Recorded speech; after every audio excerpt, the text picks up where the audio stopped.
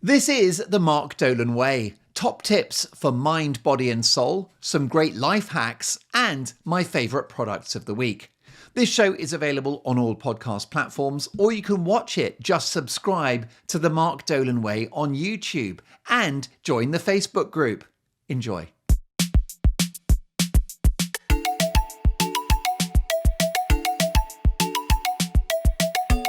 Hello and welcome to the show. I hope you are very well.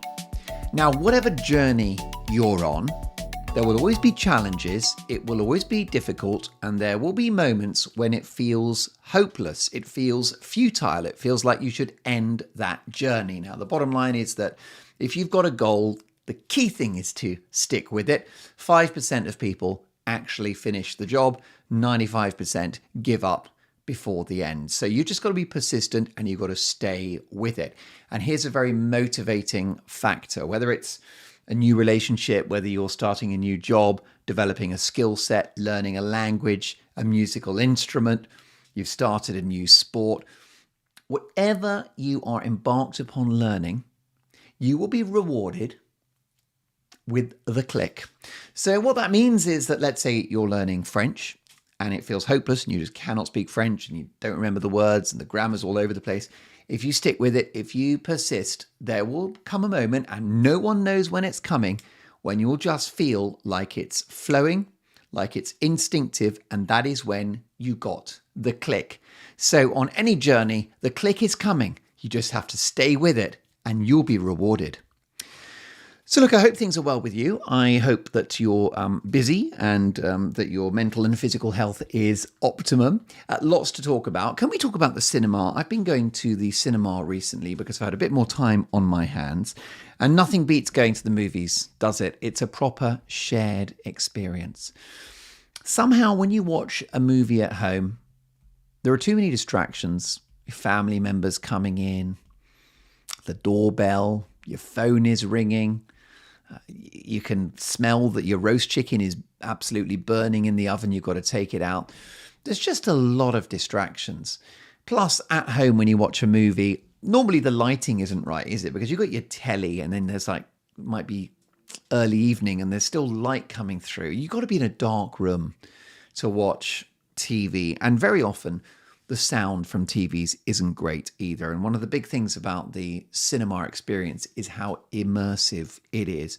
I do have a couple of excellent hacks if you are watching a movie at home. First thing is, if you can, black out the windows so you get that room pitch black. It's really, really worth it. But also, you could try to attach a Bluetooth loudspeaker to your television, because that means that you will have superior sound. Because, most TVs now, flat screen TVs, we've got actually an old flat screen telly and the picture is absolutely fine. It's HD, but the sound is crap. And the reason why is because it's a thin telly.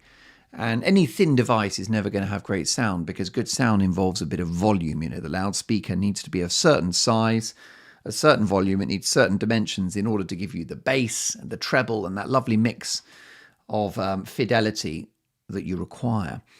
So we are big fans of connecting a Bluetooth loudspeaker to the telly, and then you get better sound. You can use one of our products of the week from a show a few weeks ago is the Apple HomePod, and you can actually connect your TV to the HomePod if your telly will allow it. And again, just much better sound. So if you're watching a movie at home, try and come up with a better sound solution, because what's odd is that almost the sound is better than the picture, because with the sound, that's when you're immersed in the movie. You can hear the characters speaking. You've got the music. Imagine if you're watching a Quentin Tarantino film or a Martin Scorsese movie, the music is so integral to those films. Imagine listening to that music on proper loudspeakers. So upgrade the sound and you will be so happy, let me tell you. But where possible, I like to go to the cinema. There are a few issues though, which is that it's hysterically, eye-wateringly, back-breakingly expensive, isn't it? Have you noticed how expensive the cinema is? Welcome to hell. You've got no idea. I cannot remember now, but it was a few months ago, and I went to like one of those lovely posh cinemas where they have like waiters that bring you drinks and all that. So basically, when you go to one of those places, do not order anything because it will cost you £8.7 million. But I honestly think the ticket was like 25, maybe 20. I think it was £20 for a ticket. Can you imagine? And that's two of you. That's 40 quid before you've even got your popcorn. So I try to go to basic crappy cinemas, like really nasty, bad chain cinemas that have got loads of screens. And the reason why is because once you're in there, within 11 seconds, you forget that you're not in a posh cinema. It's a little bit like on a previous show, we talked about cheap hotels. Once you're asleep, there's no difference between a Premier Inn or a Travelodge or a Holiday Inn and the Ritz. There's no difference because you're asleep. So as long as it's clean and safe, you're good to go. The cinema, the same thing. You know, they're all dark. They all have good sound. There's a big screen, whatever cinema you go to. So I'm a big fan of finding the cheapest, worst cinema and having some fun. But you need to organise yourself when you go to the cinema. It's terribly important. Got my notes here, so forgive me. Oi, oi, oi. This show, let me tell you, is not just thrown together. So a few things that you need to do. If you live near the cinema, you can buy the tickets in advance. It's a lovely thing to do, right? Go to the actual cinema and say, hey, I'm coming to see Indiana Jones tomorrow at 5. Can I have 2 tickets? And you just buy it in advance because you don't have the panic when you get there, the rush. Will it be sold out? Will I get a good seat? There's never enough time. When you go to the cinema, you're always in a hurry, aren't you? No one is ever early for the cinema. It's always lastminute.com. So why don't you, if you can, purchase the tickets in advance? The advantage of going to the actual cinema to buy the tickets is you may avoid a booking fee, which is excellent. However, there are quite a few cinemas now that are automated and it doesn't make a difference. And if that's the case, then buy the ticket online in advance because, again, you just don't have that rush when you get there. And normally there'll be a barcode or something. All is good with the world. So do, like everything else, think ahead, plan ahead when it comes to the cinema. The other thing I recommend is that you bring a lot of snacks. You bring treats, okay? And if you want to be discreet, you can keep it all in a rucksack. But buy popcorn for the supermarket or make popcorn at home. You know, it's really easy to make popcorn at home. It's saucepan, some olive oil, and then these corn, right? These little, whatever they are, unexploded corn. And you you've got the saucepan, you've got the oil, you warm up the oil, then you pour the corn seeds onto the oil, and then you put a lid on, and they just start popping. And that is popcorn. How good is that? And then you can have salty popcorn just by sprinkling some salt on the top, or you can have some sweet popcorn, either with some sugar, or if you're a listener to this show and you know that I advise against eating sugar because it's toxic, it's not good for you, and it's very, very closely linked to fat storage. In other words, it's very fattening sugar. Then why don't you go for erythritol, which is a natural sugar alternative which contains no calories? Big fan of erythritol. But anyway, so there you go. So bring your popcorn. If you like to have a tea or a coffee, why don't you bring a flask in with you? Similarly, have soft drinks ready and chilling in your fridge before you leave the house. And then you've got those drinks. For some reason, I quite like milk at the cinema. Milk is good. Very cold milk at the cinema. Knock yourself out. Live the dream.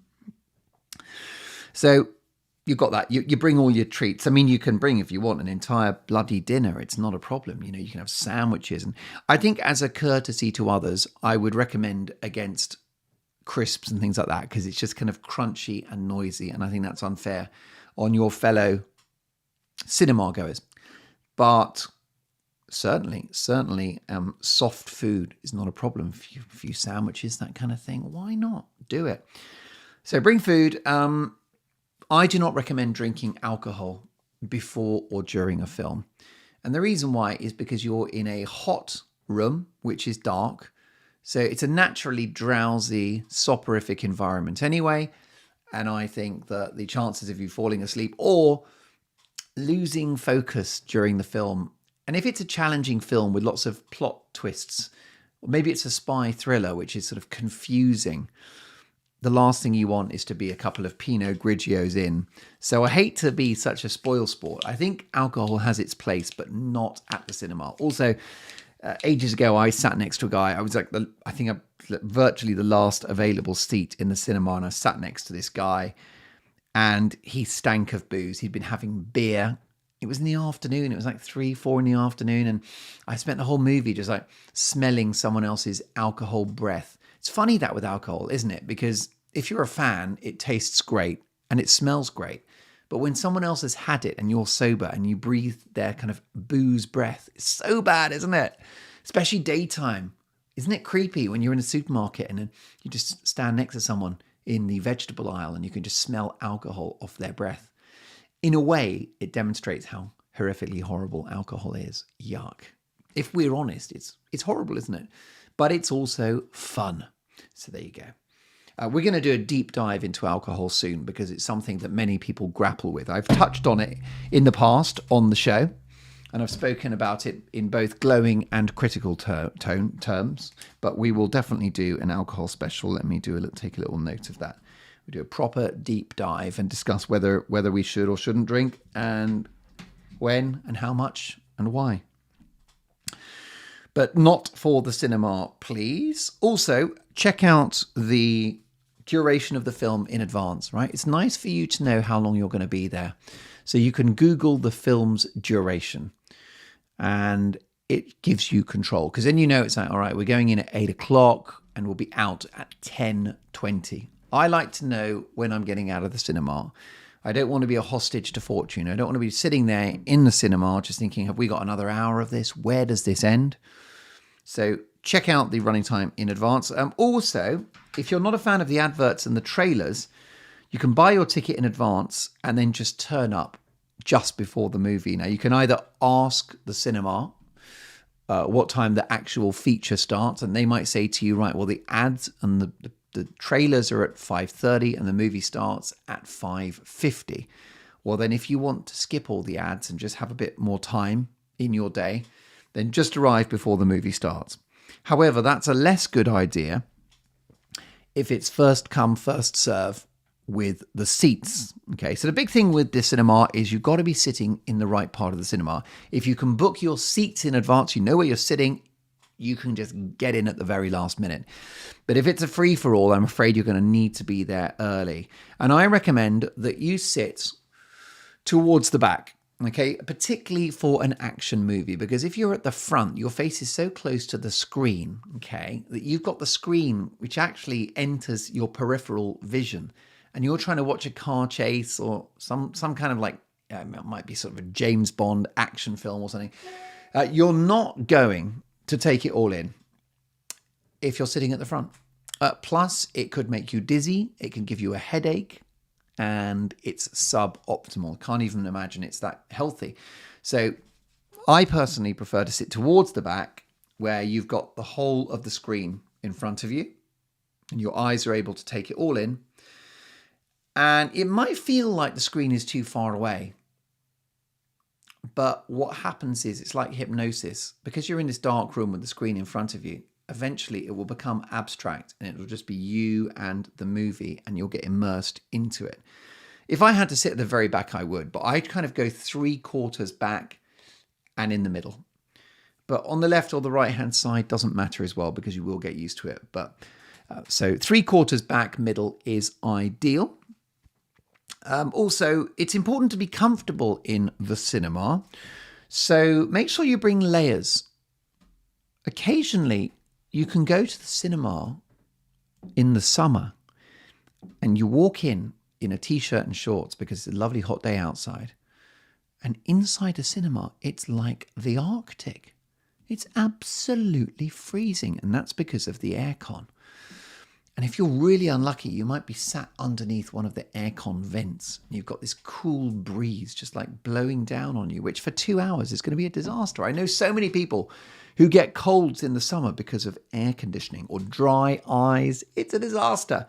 So what I'd like you to do is if you're going to the cinema, please bring layers. A number of times that I've wound up putting my puffer jacket on during a movie because the aircon is so cold. So yeah, you need layers for the cinema because it's very important to be comfortable, and you're very exposed because you're sat there, you can't move, you're not exercising your muscles, so you can get the chills.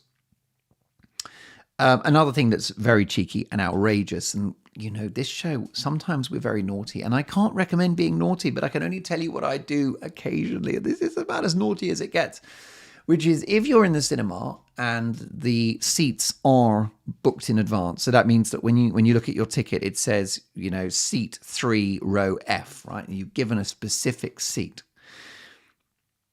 If you're not happy with your seat, you can wait until just before the film starts and then just go to a different empty seat that you've not booked. Now, the cinema will not approve of this. The cinema will not like this. It is naughty. Full disclosure, it is naughty. But, life is not without risk, is it? And sometimes you want to seize the opportunity. A friend of mine was on children's TV as a kind of background. Basically, it was a TV show called Going Live, and it was a kind of kids magazine show in the morning with music and games and entertainment, all of that. Children's TV show. And they used to have live guests on, and my mate somehow applied for tickets to be sort of just in the audience of this show. But the way the show worked is the kids were actually sort of kind of on camera, sort of in the background, in vision, as it were, not with an actual defined role, but just the kids would be invited to watch the show, and they'd be in vision. You could see some kids there sitting around watching the show go out. And so a friend of mine had that opportunity. He managed to get tickets for Going Live, and he went to the recording and he went and watched it. And the star guest was the then Prime Minister, Margaret Thatcher. What the hell? So she was obviously trying to connect with the next generation. But she was the Prime Minister, the most powerful person in the country, and quite a formidable figure if you're not familiar with her work. And she's on this show, and she's answering viewer questions on the show. The presenter goes, "Oh, little Johnny would like to ask you ... why does war happen? Or what's going to happen with the economy? Or is it fun being Prime Minister?" So anyway, she was on the show and she was answering these questions, and it was no problem. And then they were going to have like part 2 of her interview, part 2 of her appearance. But just some kind of little intermission before that. I can't remember if it was like a pop video or something, but the presenter said, "Okay, more from the Prime Minister in just a moment, don't go anywhere." And then there was like an interruption, and they played out some video, right? Played out some, what they call VT. And so there's a pause. There's a pause in filming. And I think you're looking at maybe like a couple of minutes, right? Well, my friends ran over. You won't believe this. He ran over to Margaret Thatcher, the Prime Minister. And he said, "Prime Minister, please will you give me your autograph?" And she looked at him very sternly, and he thought that he was in trouble. And the presenter was awkward, and the crew were like, "What's happening here?" And obviously he has been naughty, hasn't he? Can we just wait for that? Would you believe that there is a very loud airplane going past, and you probably can't hear it, but I find it distracting, and I want to make sure that I just finish the story properly for you. She looked at him, and there was a pregnant pause, and she said, "Well done, young man. You showed your initiative." And then she signed her name, gave him the autograph, and off he went. But she was impressed by his cheek, by his initiative. I mean, he had this once-in-a-lifetime opportunity, right? A break in the interview, and he just dashed across the set, bold as brass, cheeky as they come, and said, "Prime Minister, please, may I have your autograph?" And she said, "Well done, young man. You showed your initiative." And we can all do that.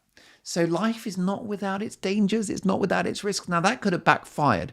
And that boy could have got, I don't know, shouted at by the Prime Minister. The security team could have dragged him off set. He could have been banned from ever appearing on that show ever again. But instead, he got away with it, and I'm sure he's got that autograph lying around somewhere.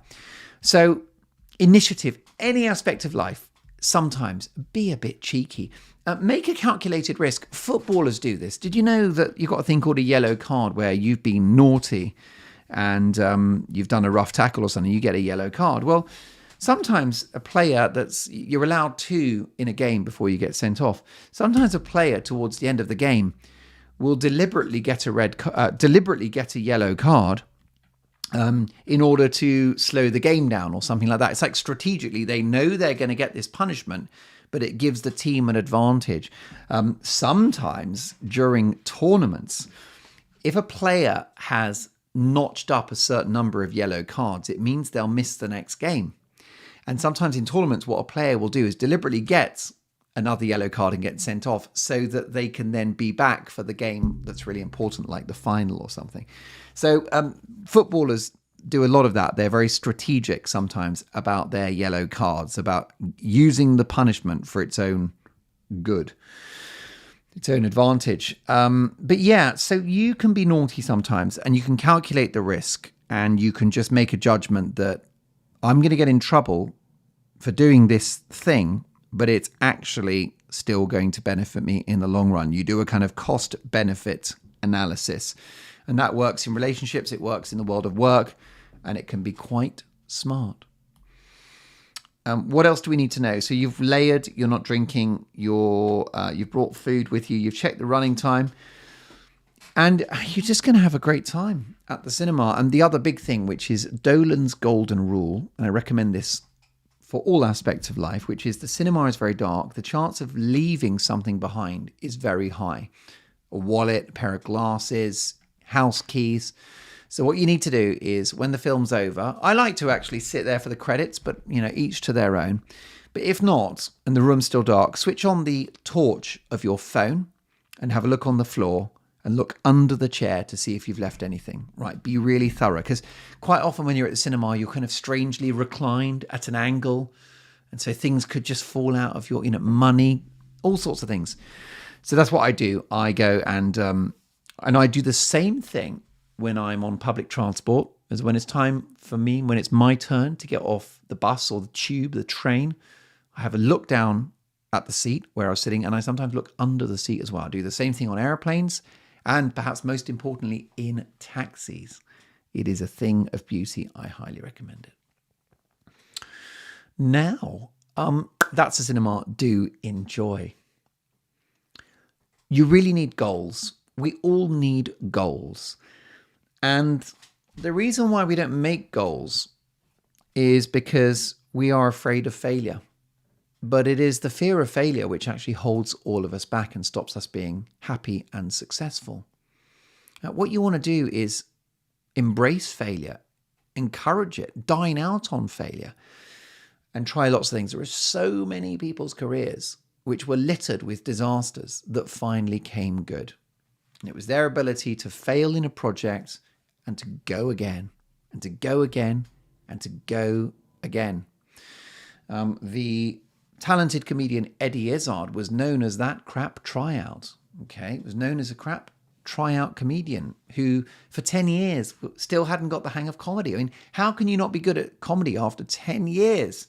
It was like the longest, slowest incubation. But once it hit for Izzard, it was huge. What happened? Eddie Izzard got the click. Remember that from the start of the show? Eddie got the click. And you will too. But none of this is possible without a goal. So what I want you to do is to write down, after this show, or even pause right now, but I want you to write down five things that you would like to happen. And it could take years, or it could be achieved by tomorrow lunchtime. It doesn't matter. Just 5 things that you would like to happen. So it could be, tidy up the bedroom, catch up on invoices, and then something massive like, find love and get married, or become a billionaire, right? So the scale of the goal, it's not a problem. It's anything that you authentically would like. And it might be that a mix is quite good, because if you've got a few more achievable ones, that will motivate you. But you can have the crazy idealistic ones as well. I mean, wanting to become a billionaire, well, you take the necessary steps towards becoming a billionaire and you can become a billionaire, right? If you're lucky enough to have your health, if you're able-bodied, you can become a billionaire. Now, most of us are not willing to take the steps and have the discipline with which to achieve that. But it is doable, really, for almost anyone. And therefore, so 5 goals, and you will just find that it leads you, it gives you, human beings are goal-centered. It's like a game. If you can make it like a game, I do TV and we get TV ratings the next day. And I used to dread those TV ratings because sometimes it made for hard viewing, right? Looking at those numbers going, why is no one watching? And then I'm delighted to say we've had really great audiences and you're thinking, wow, look at that. And you're buzzing because you've got lots of people watching or listening to your show. And it's become like a great game for me, right? And I just enjoy it now. And even if it's a tough set of figures, you're like, okay, well, how can we make it better? But I kind of look forward to it now. It's a thrill. It's like a roller coaster. Roller coaster is a good example of the kind of torture that you've decided to pay for. A lot of things in life that lead to success are uncomfortable and painful, but for which you can develop an amazing appetite. You start enjoying hard, painful things. It becomes a buzz. It's like a drug. The most virtuous drug of all, suffering.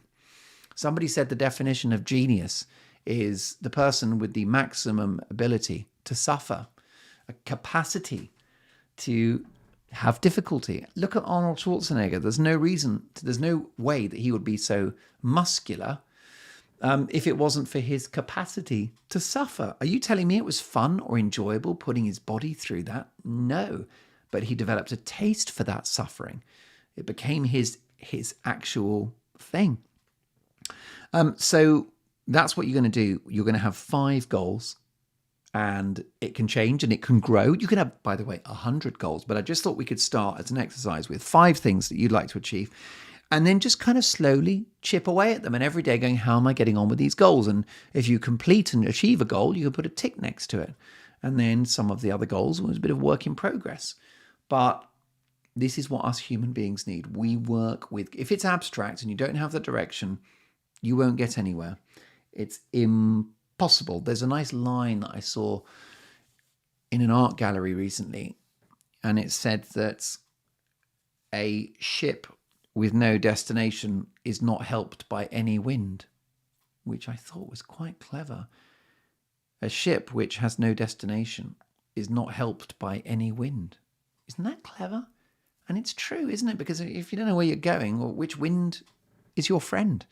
But if you're thinking, well, we're in Southampton and we're heading to New York, we know that the southeasterly is going to push us along.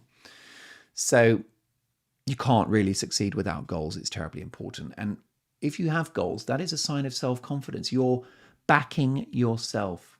It's a positive thing, right? And even if you don't think you can achieve them, just writing it down will make you feel better because you've expressed something you want. And writing those goals down has got you 0.5 of a percentage point closer to actually achieving that goal. Also, something that ties in with the goals is Jay Leno, the American comedian who I often quote on this show. And he said, in your career, in your life, pick a lane. He said, pick a lane. So what that means is, let's say you're 20 and you don't know what to do, right? I'm 20, I don't know what to do. It's like, just choose something. Just do something. Just like, okay, I'll be a plumber. And then it's like, I didn't like being a plumber. I tried it. But at least you went for something. A lot of people are just in a pickle and they don't do anything and they're completely impotent and they don't progress and they go from one useless job to another with no direction. They are a passenger in life. We've all been that person. I've been that person. But I don't think you should fall into that trap. I think that you can just choose something and go in that direction. So pick a lane. Stay busy is very important too. Another important thing I want to talk to you about is the amazing gift of your body. It's amazing, isn't it, how medicated we are these days. America, which is a country I admire greatly, is the most medicated, but among the unhealthiest countries in the world, most unhealthy populations. People take hundreds of pills a week and they're not healthy. Your body doesn't actually require medication. I mean, medication is obviously, it's fantastic. Do you know what I mean? If you've got high blood pressure and the pills bring it down, happy days.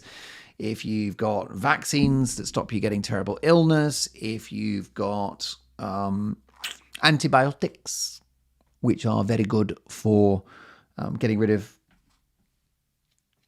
bacteria and infections, then that is a great thing. So I love the availability of medication. Okay, no problem. I'm a big fan of topical steroids. So, you know, when you get like a little rash or something, dry skin, hydrocortisone cream is miraculous. I mean, obviously always consult your doctor, but you know, it is amazing how it will clear up your skin. So we're lucky to have these medications, but we rely on them too much. It's become the main thing. We don't look at the source of why we're not well. You go to your doctor and you've got symptoms of this or that, and I'm afraid to say they never ask you, what's your diet like? How much sleep do you get? How much sunlight do you get? Do you get exercise? Any of that stuff, they never ask. They just think about what to prescribe. So what I want you to do is understand that your body, for the most part, is a very powerful thing. It's a great, great machine.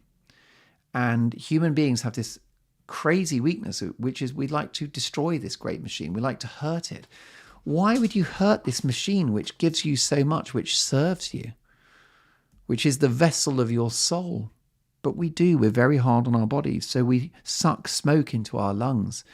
We drink toxins like alcohol, and we eat sugar and processed food and horrible snacks and all the rest of it. And we do have that. But that's okay, because a bit of strategic damage to your body, you only live once kind of thing. If you go to a wedding and you have a few drinks and you have a great, great memorable weekend, well, then it was actually worth the short-term damage to your body. You went to the wedding, it was memorable. A lot of people cannot imagine not having a few glasses of champagne at the wedding. So I don't want to be a killjoy, but just in your normal life, just on a rainy Tuesday, that's what I think where health is achieved. It's on day in, day out that you look after yourself, and that you will just have intermittent moments of pleasurable insult to the body, So what you could start doing is you could actually start scheduling it either in your head or even physically in the diary. And you could say, right, so I'm planning to do this. We are currently in the summer and it is the August. I'm planning on being wildly healthy from the beginning of September right through till Christmas. Okay, I'm planning on having 3 months of uninterrupted pure health. So what I'm going to do is I'm going to go alcohol free right up till Christmas. And I'm going to go, I'm going to ease up on wheat and that kind of thing. I'll do a bit of a detox really, and I'm going to try and sustain it.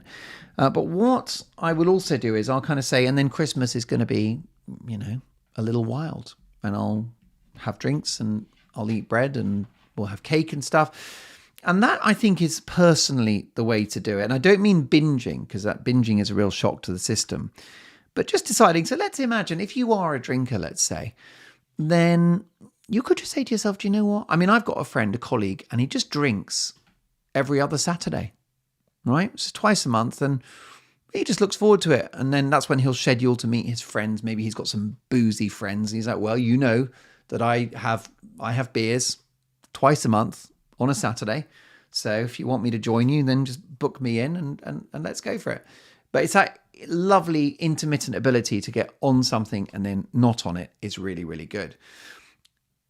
Where this is all going is that you've been born with and equipped with a body that functions so well, that has organs which are designed to deal with all eventualities. So the first thing you can do to help your body is to stop overtly punishing it in a way that you are, okay? Just to do the really obvious stuff, get the sugar down, get the carbohydrates down, get the alcohol down. Don't overdo it with the coffee. I would say no caffeine after 10 or 11 a.m. And it's just like sleep, sunlight, exercise, all of that kind of stuff is really good. And so your body is, when it's looked after, it's like a Ferrari. It's very powerful. When it's not looked after, it's an old banger that's living in the garage. The garage, of course, being the hospital or the GP surgery. But the body is incredible. Allow it to be great by loving it and nurturing it. and understand that this is your treasure, this amazing gift. I've got a cat who eats better than us, okay? Because my cat Harry, he gets these, it's pet food, and I think it's 80% protein, right? It's pure, it's like chicken protein and duck, and there's sort of fish in there and shrimps and all of that, and then they've sprinkled some vitamins into it, and then there's some natural healthy fats, and then a little bit of carbohydrate as well. It's all mixed in together. But what the vets have done is they've created a food that is optimal for the health of a cat. And that's all my cat eats. He eats this lovely, natural, high-protein food, and he drinks water. So he's got a better diet than I do. How silly is that? So understand that you're the cat too, and you should have excellent food. We're nearly done. Lots to talk about next time. But can I say to you something that will really, really, really help you? Two things. Let me give you two things before we go. First of all, the power of prayer. And this is not religious. It doesn't matter whether you are religious or if you're not religious. But if there's something you're struggling with, then can I recommend that you pray? And the way that you would pray is, it's not hard and fast, but you could kneel down or you could sit down. You could have your hands together in a praying thing, or you could just be on a chair with your eyes closed. That's also not a bad option. You can be looking to the sky for some imaginary higher power. And you can say, dear God, or you can just say, dear higher power, or dear nature, or you don't have to say anything. But you can just have a quiet internal monologue where you say, I'm really worried about my auntie's health, and I pray that she can get a good recovery. She's getting tests next week. You can pray for things that you actually want to happen. You can pray, like, let's say you've got exam results coming out. You could pray that they go your way. So you can pray for someone. You can pray for yourself. You can also pray in a sense of gratitude to say, I just want to thank you, whoever you are, for everything you've given me in my life. We've talked about the power of gratitude before. But anything you're struggling with, particularly if it's something you need.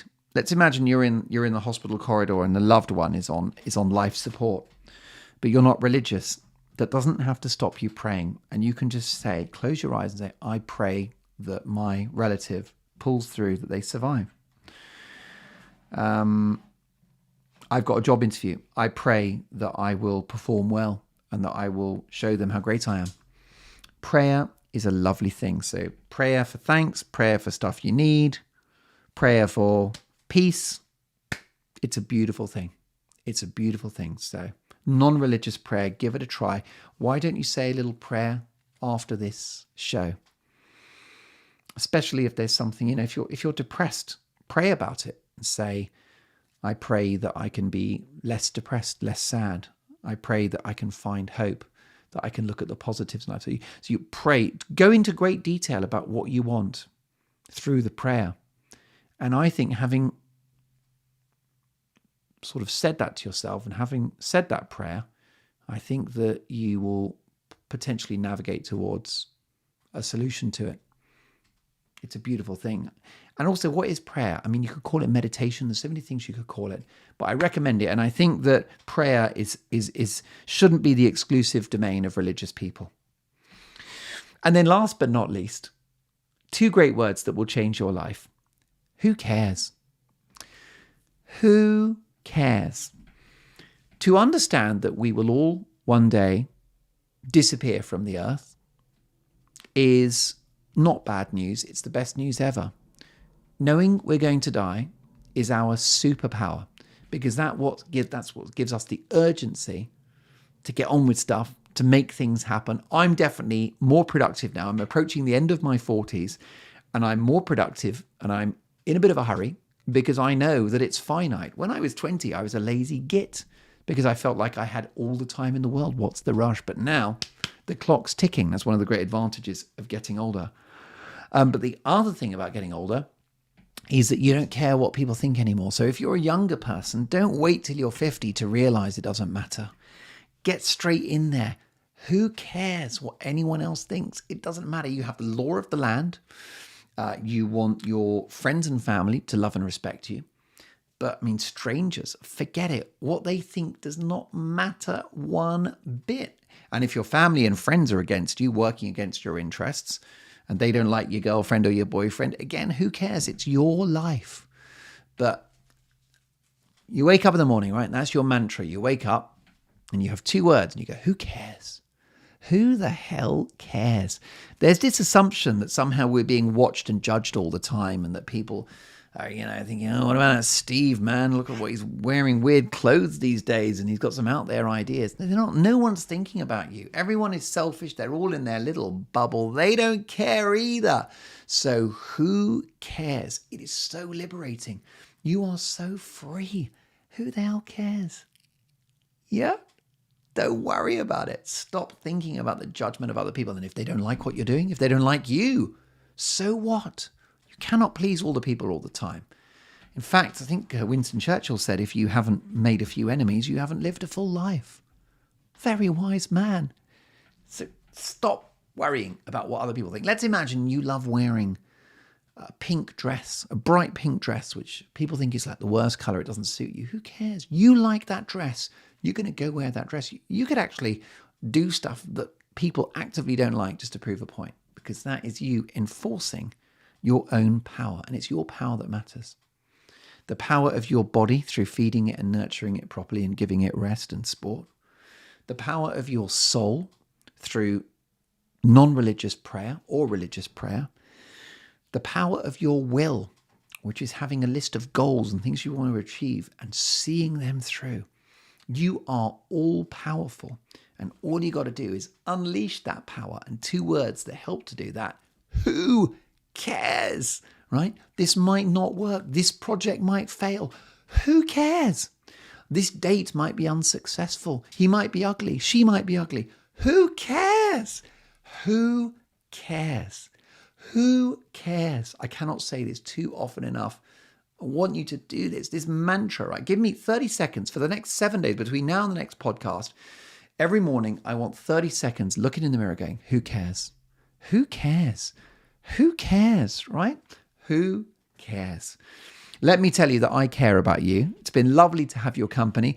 Thank you so much for listening to the show and or for watching it. Tell your friends, tell your family. Do subscribe on YouTube. Please give us an honest review as well. We're on all the podcast platforms, and I can't wait to see you next time. Have a great 7 days, and remember, who cares?